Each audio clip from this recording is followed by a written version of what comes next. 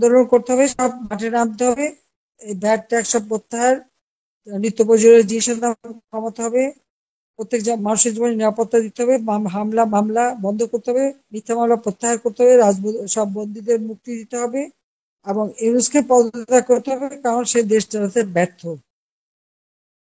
এই সমস্ত আরো আর যা যা নিজের এলাকায় যে সমস্ত ইস্যু আছে সেগুলি নিয়ে সব জায়গায় যে আগুন দিয়ে পোড়ানো থেকে শুরু করে প্রত্যেক এলাকা ভিত্তিক সব জায়গায় মানববন্ধন এবং মিছিল মিটিং যে যা পারো করতে হবে।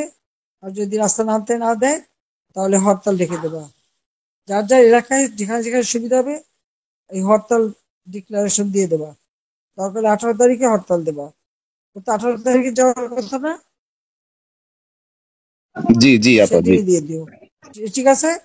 এটা আমি বলে দিচ্ছি, আমাদের এর কাছে ওর কাছে ফোন করে তোমাদের জানতে হবে না, যেটা আমি বলছি সেটা মনোযোগ দিয়ে শুনবা এবং এভাবে সবাইকে বলো।